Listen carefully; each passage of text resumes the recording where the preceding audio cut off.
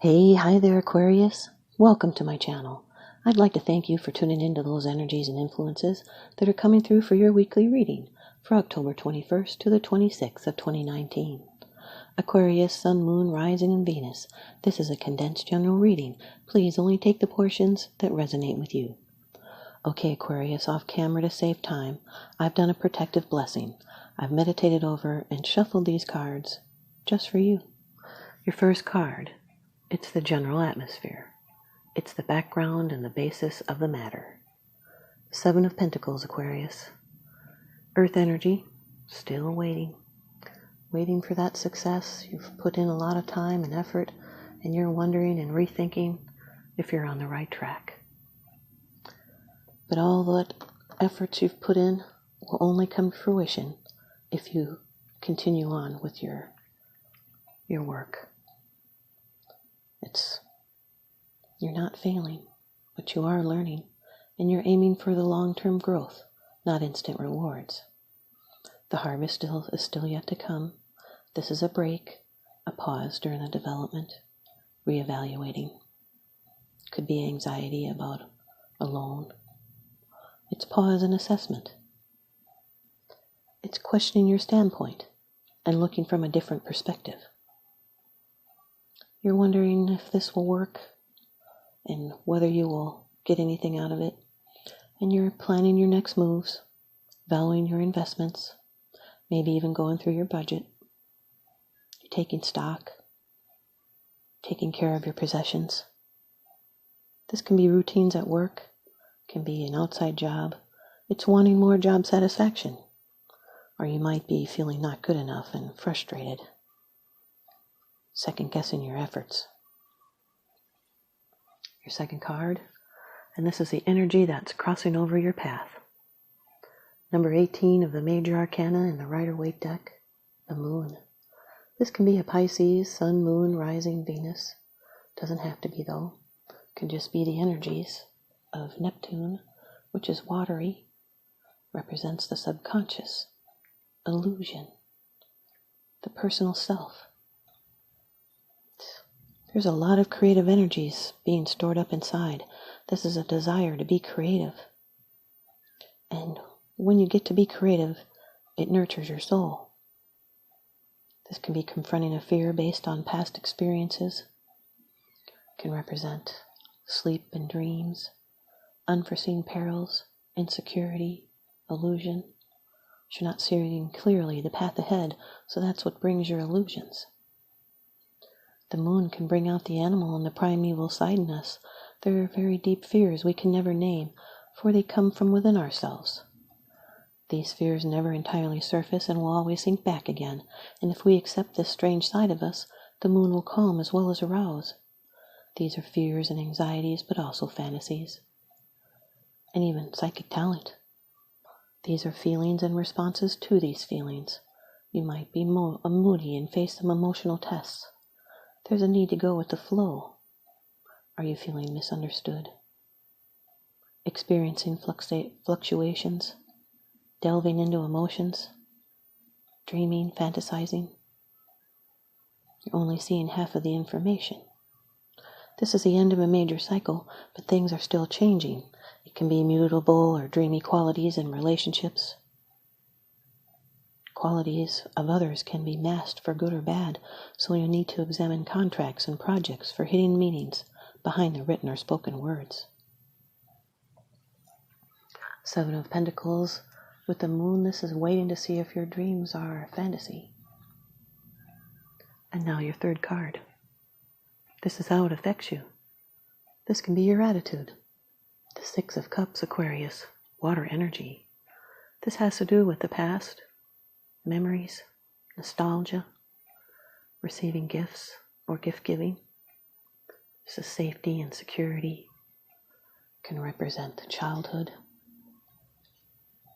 This is looking back and being open for nurturing. It can also be an emotional conversation connected to your past that will shed light on your future. Childhood memories and innocence and friendliness. This can be a soulmate relationship. You were together in a past life. This is an unmistakable bond, a karmic attraction. This can be a helpful person. It's taken an opportunity as it presents itself to cast off old feelings and fulfill important wishes. Someone may not wish to get their fingers dirty.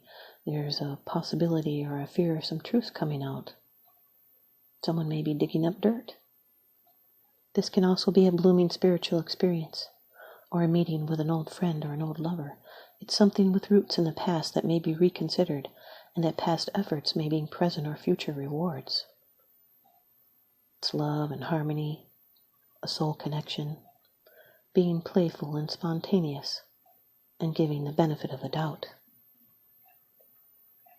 The moon with the Six of Cups, this is wishful thinking about the past, dreaming of the past. Your fourth card, it's the position of the future. It's the outcome, the results, and the advice. The Knight of Swords, Aquarius. This can be you, Gemini, Libra, Aquarius, Sun, Moon, Rising, Venus. Can also indicate the coming or going of a matter. Also travel. Knights are also messengers, communicators. They bring in messages. And the Knight of Swords brings them in very quickly. This is swift. This is movement and action, speed and swift action. As a person, they're headstrong and impatient. They can be overly aggressive or argumentative. This could be a message of some kind of mental conflict or differences of opinion. It might cause drama. Overeagerness can create problems. There's a need for use of diplomacy and honesty. This is the speed at which debate changes people. Someone might be rushing to judgment, being opinionated. Or it could be someone who was overly blunt with someone who was sensitive. Or it could be news at a bad time in an inelegant manner. Or it could be some unreasonable demands coming. A heated debate. There's a need to respect the opinions of others. Someone might be fighting for what they want.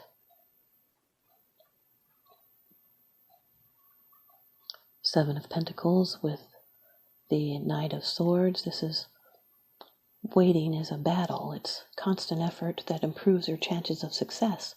Someone also could be studying. And the Seven of Pentacles with the Six of Cups, this can sometimes represent working with children. And now your fifth card. It's the bottom of the deck card. The underlying issue. This is what's unseen. The King of Wands, Aquarius. Fire energy person, male or female. Aries, Leo, Sagittarius, Sun, Moon, Rising, Venus. This is a person that's independent. They help those that they care about. They can rely on their honesty and intelligence, their loyalty, they're fair-minded. This can also indicate that this is a situation in your life which is exactly as it appears to be, with no hint of deception. Also indicates good fortune could be coming your way. This is also a passion for a project. Good fortune could be coming in as in the form of unexpected help or advice or good news, a promotion or an inheritance or a settlement, something you've been waiting on. This person is spinning things around in their head.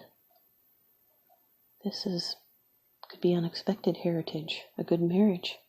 This is a devoted friend. They're strong and they're powerful. They have a belief in themselves and their achievements, and they're full of self-confidence. Yet they dislike details. And they can also be rushing. This is someone that's charming and inspiring.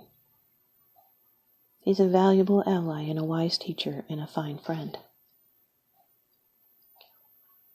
The Seven of Pentacles with the King of Wands. This is assessing frustrating details and wondering if you'll get what you desire. Also striving to be the best. And the Moon with the King of Wands. This is empathy for your fellow human beings. Here's your advice from the Oracle deck. Ask Your Guides by Sonia, Choquette. Aquarius, you've got shame. Card number 35 from your Divine Healer Guides. Shame. has to do with judgment, severity, self-loathing, and poverty. You're at risk of falling under the spell of self-criticism because of poor choices or learned behavior, and this is bringing on the energy of shame. You can always tell when this soul-deadening vibration is present because it causes you to unconsciously pull back from others and the loving support of the universe and become isolated. It's quite possible at this time to believe that the world is against you, making you want to hide, withdraw, or push it away. Nothing could be further from the truth. You are your own worst enemy at this time, as the universe never stops loving or supporting you, nor have the people around you stopped loving you, even if you've made terrible mistakes. After all, we're all guilty of this at times. Your divine healers surround you, holding you in affection and unconditional love as you struggle to regain your self-esteem. They ask you to remember that being here on earth is like being in a classroom. You're here to progress, and you'll make many mistakes along the way. That's part of your learning process and necessary for your growth. The divine healers ask you to open your heart and forgive your mistakes. There's no mistake too great or any error so grave that it can't be forgiven. Pray for them to help you rise above your self-criticism and re-enter the flow of the universe. Make an effort to see yourself with the same love that they see you with. Stop judging yourself. Make amends and apologies where necessary, and move on. Their message to you: live and learn. Thanks, you guys, Aquarius. I hope you stay tuned in and leave me a comment or a thumbs up. And please subscribe. Now remember, what goes around comes around, so I'm sending you out love and light and blessings. Thanks for watching.